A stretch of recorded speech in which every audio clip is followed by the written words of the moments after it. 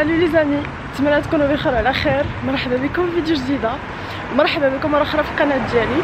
دونك في الفيديو ديال اليوم قررت غادي نبارطاجي معكم واحد الموضوع اللي مهم بزاف، اللي عنده علاقه بالقرايه في كندا بالنسبه للناس اللي ما عندهمش الباك او اللي ما خداوش الباك هذا العام. دونك كيف ما سمعتوا تقدروا تجيو تقراو في كندا بنيفو باك. دونك تبعوا معايا الفيديو حتى الاخر باش تعرفوا على الطريقه دو ا زد. دونك ستي تون جايز.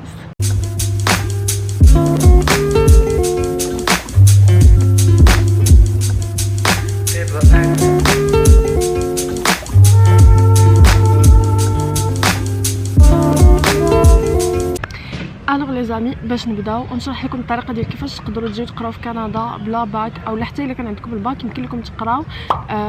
يعني الا كان عندكم الباك وعندكم نقطه طايحه بزاف، يعني ما جبتوش مزيان في الباك، ماشي مشكل، تقدروا تجيو تقراو في كندا، حيت كاينين دي كوليج وحتى دي زونيفرسيتي اللي كيكونوا في مناطق مثلا بعد شويه، ما كيكونوش في المدينه بحال مونريال، المدن الكبار وداكشي كيكونوا في مثلا في مناطق اللي صغيره. حتى هي ممكن انكم تقبلكم تجيو تقراو هنا في كندا سون اوكان بروبليم. اول حاجه اولا شنو هما المرحله الا مثلا كنتو غادي تقراو في الكيبيك، فالطريقه ديال انكم تقراو في كندا او ديروا البروسيدور كتكون شويه مختلفه الا كنتو غتقراو في دي بروفانس وحدين اخرين من غير الكيبيك. نبداو بالكيبيك. الكيبيك شنو غادي نطلبوا او اش غيطلب منكم الكيبيك؟ المرحله الاولى انكم تاخذوا لادميسيون ديال المدرسه. المرحله الثانيه انكم تاخذوا واحد السيرتيفيكات كتسمى سي ا كيو باردون، وهاد سي ا كيو كتكون عندها علاقه بالبروفانس ديال الكيبيك، يعني كتكون الكيبيك اكسبتات انكم تقراو فيها. ثالث حاجه هي البيرمي ديتود، ورابع حاجه هي الفيزا ايتوديون. الا كنتو غادي تقراو خارج الكيبيك فهاد المراحل كيكونوا سهل شويه، تحتاجوا لادميسيون ديال المدرسه، من بعد البيرمي ديتود، ومن بعد الفيزا ايتوديون. يعني كيكونوا 3 ديال المراحل اوليو ديال 4 المراحل اللي كيكونوا في الكيبيك. اول حاجه اول مرحله اللي خصكم تبداو بها هي انكم تقلبوا على كوليج او يونيفرسيتي تقراو فيه، واللي كيقبل انكم تقراو بلا باك او حتى الا كانت نقطه طايحه غادي يقبلكم عليها. بيان سور ما غاديش تمشيو لي زونيفرسيتي الكبار بحال لوكام بحال كونكورديا بحال هاد لي زونيفرسيتي كيكونوا بحال هكا، حيت صعيب تقبلوا فيهم، وهذوك تيطلبوا نقاط عاليين بزاف. اما الا كنتو غتقراو في كوليج او يونيفرسيتي كيف ما سبقت قلت لكم كيكونوا في مناطق صغار او حتى كيكونوا دي زونيفرسيتي اللي هما صغارين، فما غاديش يكون نهائيا مشكل. دونك الطريقه باش تقلبوا على يونيفرسيتي او على كوليج غادي نخليها لكم هنا في لا فيديو، خليكم معاها. دونك فوالا لي زامي، كندخلوا للسيت ديال الغوفرنمون دو كندا. هنا étudier au Canada à titre d'étudiant étranger. كنهبطوا لتحت كنلقاو هاد لي لين، كنضغطوا على trouver un établissement d'enseignement canadien. par la suite هنا كنجيو كتكون عندنا واحد لا ليست فيها اللي كنقلبوا. هنا كنختاروا البروفانس اللي بغينا نقراو فيها، البرتا، بريتيش كولومبيا، بي سي، كيبيك، اي زعما اي بروفانس بغينا. ومن بعد كيخرجوا لينا كاع لي زونيفرسيتي او لي كوليج اللي كيسمحوا انك تاخذ ان بيرمي دو ترافاي باردون ان بيرمي ديتود باش تقدر تقرا به هنا في كندا. دونك كاع هادوك لي زانستيتو اللي فيهم وي صافي دير كو يمكن لك او لا غادي يكون عندك الحق انك تاخذ بيرمي دو ديتود، اي بار لا سويت غادي يقدر تحصل على بيرمي دو ترافاي كيف ما كتشوفوا هنايا، بيرمي دو ترافاي بوست ديبلوم. بالنسبه لي زونيفرسيتي او لي كوليج اللي فيهم ديتاي، هنا يمكن لكم تقراو في هاد لي زونيفرسيتي، ولكن راه ماشي كاع لي بروغرام تقدروا تقراو فيهم. دونك داكشي علاش خصكم تدخلوا للديتاي باش تعرفوا شنو هما لي بروغرام اللي كيسمحوا لكم انكم تاخذوا البيرمي دو ديتود اي لو بيرمي دو ترافاي مني كتساليو القرايه باش تقدروا تخدموا به من مور ما تساليو القرايه، ومن بعد ديروا البروسيدور ديال لا ريزيدونس بيرمانونت. سينو فاش كتشوفوا هاد لا ليست الا كانت فيه نو صافي دير كو نو ما تقراوش في هاد لونيفرسيتي. ومن بعد صافي مني كتعرفوا شنو هي لونيفرسيتي او الكوليج اللي بغيتو تقراو فيه، كتاخذوا السميه ديالو السميه ديالو صافي، كتشوفوا لادريس هنايا وكتمشيو تقلبوا عليه في جوجل وكتدخلوا اللين ديال الكوليج او ديال اليونيفرسيتي وكتواصلوا معاهم. نتوما غادي نشوفوا لكم انا في الفيديو. دونك من بعد ما كتلقاو الكوليج اولا لونيفرسيتي كتدخلوا السيت ديالهم باش كتشوفوا لي فري ديال القرايه، واش ملائمينكم، واش عجبوكم، واش فيها سكنه ما فيهاش سكنه، فين تسكنوا. المهم كتحاولوا انكم تقلبوا واش دوك الشروط اللي كاينين في ديك لونيفرسيتي موالمين معكم، منها البري، منها البلاصه اللي كتكون فيها، منها بزاف ديال الحوايج اخرين اللي على حسب كل ايتيديون وعلاش كيقلب. من بعد ما كتشوفوا هذا الشيء هذا كتكونتاكتاو الى عجبتكم مثلا شي يونيفرسيتي اولا شي كوليج، كتكونيكتاو مع l'administration de l'université باش كتفاهموا معاهم باش يعطيوكم لادميسيون. يعني كتصيفطوا لهم ميساج بار كوريال اولا كتعيطوا لهم بار تليفون. انا من الاحسن انكم تعيطوا لهم بار تليفون، تسولوهم، تهضروا معاهم في التليفون افي فوا وتسولوهم على الشروط وعلى داكشي كامل، ومن بعد كتصردوا لهم اولا كتصيفطوا لهم واحد الايميل بلا دوموند اللي بغيتو طلبوا فيها لادميسيون. مني كتاخذوا لادميسيون ديال اليونيفرسيتي كتكون هذيك هي اول ورقه اللي غتاهلكم انكم تاخذوا الوراق الاخرين. كيف ما سبقت قلت لكم الا كنتو هنا في الكيبيك فالمرحله كتكون مختلفه، يعني خصكم تاخذوا هذيك الوراق ديال المدرسه ووراق وحدين اخرين، يعني الدوسي ديالكم وكتجمعوهم وكتدفعوا للغوفرنمون باش كتطلبوا السي ا كيو، يعني الغوفرنمون دو كيبيك اللي غادي يخلي لكم السيت ديالو تحت ديال هاد لا فيديو. ومن بعد مني كتاخذوا السي ا كيو غادي نخلي لكم لو لين اللي غادي يعطيكم كيفاش تقدروا ديروا لا دوموند ديال السي ا كيو، وفيه حتى لا ليست ديال الوراق اللي غادي نجمعوهم غتكون في لا بار دانفو. من بعد مني كتاخذوا لادميسيون او سي ا كيو كتدفعوا للغوفرنمون فيدرال، يعني الحكومه ديال كندا كامله، باش تطلبوا لهم بيرمي ديتود. البيرمي ديتود كيطلب منكم الا كنتو في كيبيك غيطلب منكم لادميسيون وغيطلب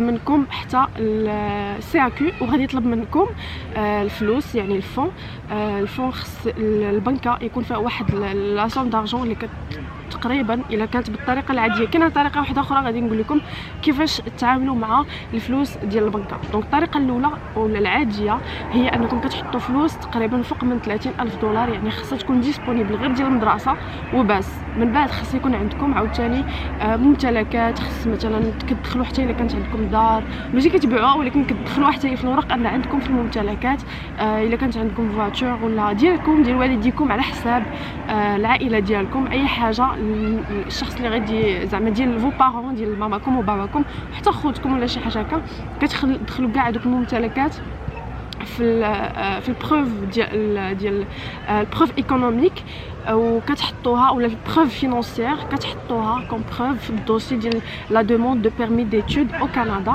وكديروا لا دوموند حتى هي غادي نخلي لكم لو لين ديال الفورمولير اللي غادي تعمروها ومع السي ا كيو ومع لادميسيون ديال لونيفرسيتي كتدفعوا باش تطلبوا البيرمي دو ترافاي او البيرمي ديتود باردون. ملي كتاخذوا البيرمي ديتود من بعد كتجي المرحله ديال الفيزا، هي فين غادي تحتاجوا الباسبور، غادي تحتاجوا الوراق، يعني البيرمي ديتود، المهم كاع داك التخربيق كامل. هي فين كتجي ديك المرحله ديال انكم تاخذوا الفيزا. بيان سور الا كانت عندكم البيرمي ديتود هو اللي كتكون مرحله صعيبه، ملي كتاخذوا البيرمي ديتود الفيزا كتولي سهله، كتولي غير ديك بحال كتولي غير ان باس باش انكم دوزوا من الحدود ديال كندا وتدخلوا، يولي عندكم الحق تدخلوا لكندا ليغالمون بيان سور. دونك من بعد صافي كتدفعوا الفيزا ديال كندا. ملي كتدفعوا الفيزا ديال كندا كتصيفطوا بيان سور الفوتوكوبي ديال الباسبور، الفوتوكوبي ديال كاع الاوراق الشخصيه ديالكم اللي غادي نلقاو لا ليست حتى هي في لا بار دانفو، وصافي كتصيفطوا من الغوفرنمون، كتصيفطوا الباسبور ديالكم وكتسناو الكونسولا ديال كندا اللي كتكون في المغرب غادي تعطيكم ان رونديفو باش تجيو كدوزوا معها ان رونديفو اولا ان اونترفيو عادي، تيسولكم غير على داكشي اللي عندكم في الدوسي، مثلا شي حاجه ما واضحاش في الدوسي فينانسيير، شي حاجه ما واضحاش في الوراق ديال بيرمي ديتود، يقدروا كاع يسولكم علاش بغيتو اختاريتو تجيو تقراو في كندا، يعني اسئله كتكون عاديه جدا. خصكم غير تكونوا بسيشيكمون واجدين وصافي. من بعد فاش كيكون كلشي هو هذا كلشي مزيان، دوسي فينانسي مزيان، كيعطيكم الفيزا وكتقدروا تجيو تقراو في كندا. لو بروسيدور سا سابليك حتى على لي بروفانس الاخرين. الفرق هو انكم كتكون ديك المرحله ديال سي ا كيو محيده، يعني ما تحتاجوش انكم تطلبوا سي ا كيو، يعني كتاخذوا لادميسيون كتدفعوا ديريكتومون البيرمي ديتود ومن بعد الفيزا عادي سونز اوكان بروبليم. دابا غادي نقول لكم الطريقه الثانيه بالنسبه للناس اللي ما عندهمش بزاف ديال الفلوس او ما عندهمش بزاف ديال الممتلكات اللي يقدروا يحطوهم في الدوسي فينانسي، لحقاش الدوسي فينانسي كيلعب واحد الدور اللي مهم بزاف. دونك الطريقه الثانيه هي انكم كديروا واحد القضيه اللي كتسمى فولي ديريكت اولا كونت دو ديتوديون بور فولي ديريكت شي حاجه بحال هكا. غادي نخلي لكم السميه ديالو بحال هنايا في شي بلاصه في لا فيديو باش تقدروا تعرفوها.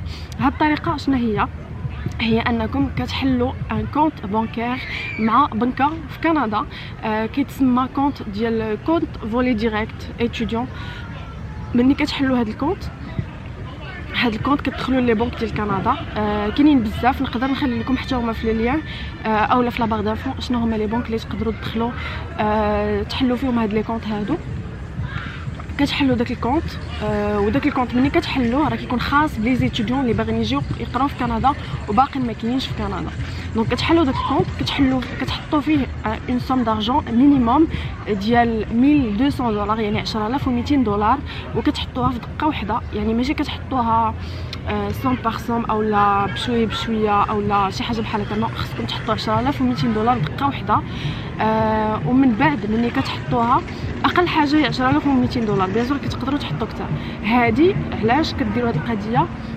باش كتضمن داك ليتيديون كيضمن انه عنده الفلوس باش يكري وباش ياكل هنا في كندا. يعني ماشي حتى غادي يجي ويحصل هنايا او لا ما مضمونش. حيت هما اصلا علاش هما كيتعكسوا بديك القضيه ديال الدوسي فينونسي او علاش كيكون صعيب؟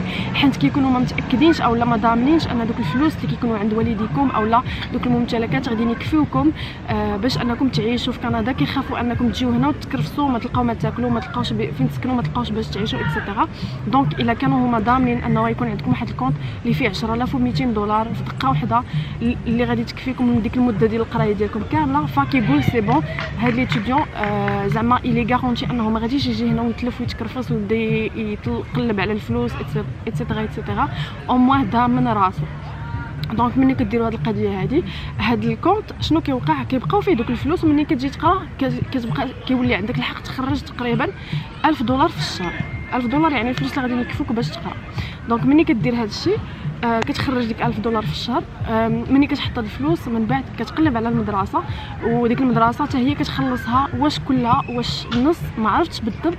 المهم فاش غادي ندخلوا لهاد البروغرام ديال فولي ديريكت غادي نخليه لكم حتى هو في اللين، غادي نتعرفوا على هاد الطريقه هادي صافي. ملي غديروا هاد القضيه بعدا هنا الدوسي فينونسي اللي كيوحلوا فيه بزاف ديال الناس، هنا حلينا المشكل ديالو وحلينا المشكل ديال الباك. يعني الدوسي فينونسي ما غتطلبش منكم انكم يكون عندكم بزاف ديال الفلوس اولا بزاف ديال الممتلكات اولا جو سي با كوا.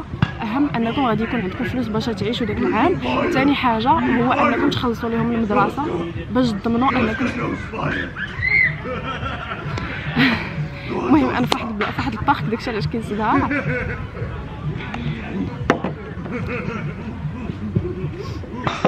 دونك سي بون فاش كتبينوا الكونسولا او الغوفرنمون دو كندا انكم عندكم الفلوس كافينكم قادرين تهزوا راسكم براسكم، عندكم الفلوس باش تكريو باش تعيشوا ومخلصين حتى المدرسه، فالدوسي او المشكل ديال الدوسي فينونسي كيتحيد. القضيه ديال ان لو ريسك ان الفيزا ما تقبلش على الدوسي فينونسي حتى هي كتحيد. وبالنسبه للباك او لا نيفو باك كيف ما سبقت قلت لكم راه كتبقى على حساب المدرسه اللي غادي تقراو فيها، كتفاهموا مع المدرسه. كاينين بزاف ديال لي كوليج او ديال المدارس اللي كيقبلوا الدراري يجيو يقراو هنا بلا باك بلا نيفو، يعني بلا باك وبلا نقطه مزيانه في الباك. دونك بالنسبه للناس اللي كيسولوا على هذه القضيه فالمشكل تحل ديال ان حتى الا ما كانش عندك باك وعندك غير نيفو باك، بيان سور ماشي سيزيام، خص يكون عندك نيفو باك، تكون قريتي الباك وعندك نيفو باك تقدر تجي هنا تقرا في كندا سون اوكان بروبليم. الدوسي فينونسي كيف ما قلت لكم كديروا هذه القضيه ديال الفولي ديريكت ديال انكم كتحلوا كونت مع بنكه بنك كيتسمى اولا الكونت كيتسمى سي جي بي اولا سي بي جي شي حاجه بحال هكا، وصافي كتحطوا فيه 1200 دولار وكتخلصوا المدرسه وكتدفعوا الفيزا بيرمي دو ترافاي والفيزا وكتقدروا تجيو تقراو هنا في كندا سون اوكان بروبليم. دونك فوالا جايز، كنتمنى من كل قلبي ان هذا الفيديو يكون عجبكم. الا عجبكم ما تنساوش ديروا لايك وخليوا لي كومونتير و تابعوني في القناه يعني سبسكرايب، ونشوفكم المره الجايه ان شاء الله. تهلاو في راسكم. الا كانوا عندكم دي كيستيون خليهم لي في كومونتير. باي باي.